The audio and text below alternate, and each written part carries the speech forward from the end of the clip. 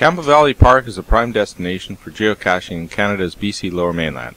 At over 500 hectares and boasting over 43 kilometers of trails, it is larger than both Vancouver's Stanley Park and New York Central Park. We're going to offer some tips on geocaching as we explore some of the interesting and unusual features in the park, many of which are accompanied by some of the more than 35 geocaches. Our first stop is at the 1924 one-room Lock Hill Schoolhouse. Okay, maybe there's more than one room if you count outside. If you look closely, you can actually see a geocache in one of these photos. The main body of water in the park is the Campbell River.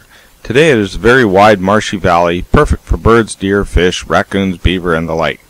In earlier years, it was a busy waterway servicing the timber industry that thrived in the area. The park is home for all sorts of wild animals. Many, however, you will not likely see in the daytime. Animals like owls and coyotes make their presence known in the form of hoots and howls that can be eerily heard well outside the park boundaries after the park is closed. Now for a simple caching tip. At first glance, this old stump may seem like a great spot to hide a geocache, but if you look closer you can see how fragile it is. There's delicate moss and loose parts everywhere.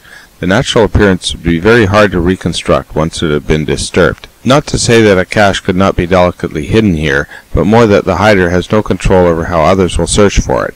Even if the cache is hidden a few meters away, some caches will likely search here due to the high profile. In no time at all, heavy traffic would leave this area in a shambles. For the sake of the park and the geocaching game, it is best to keep caches well away from these types of features. One of the unique highlights of the park is its specific accommodation for horses, with riding trails, hitching posts, show jumping rails, dressage ring, and corrals, all in support of the popular equestrian community.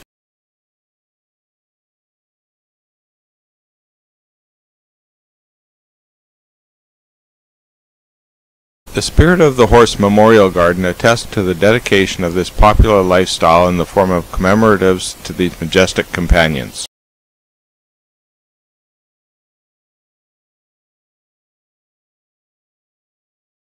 Horse owners, hikers, birdwatchers, kids, and anyone else using the park, and yes, even geocachers, can share in the experience of each other's passions as they intermingle along the way. One unusual feature in the park is the old abandoned Langley Speedway.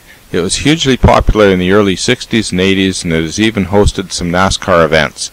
It's almost ghostly to imagine this hillside full of fans cheering over the sounds of roaring stock cars.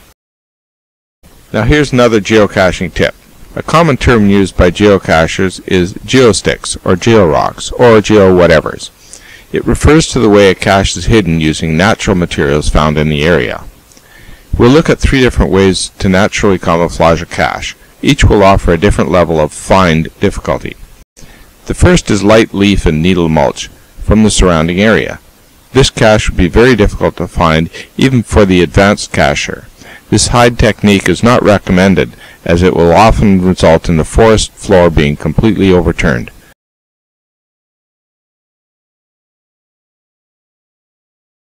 The second example uses a few larger twigs added to the natural cover. The twigs are placed randomly. This hide could also be very difficult if there were other similar twigs in the immediate area, but easier if there weren't any. The last method uses geosticks. Geo items are items found in the immediate area, but are not laid in a natural way. They still, however, obstruct the view of the container. This hide would likely be unnoticed by the average passerby, but would stand out like a beacon to most cachers, making it an easy find, but safe from most muggles.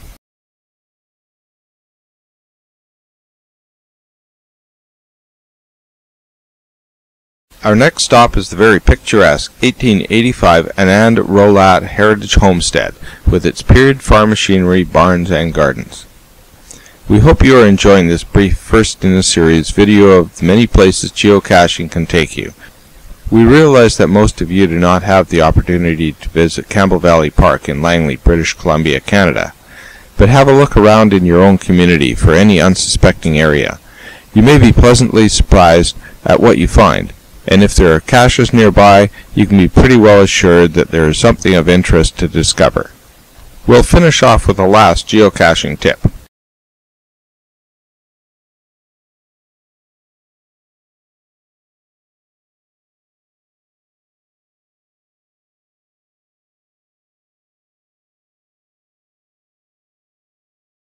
Here are just a few of the hundreds of ways geocache containers can be camouflaged.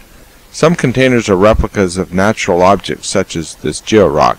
Others do not replicate objects, but are painted to blend in with the natural colors of where they are hidden.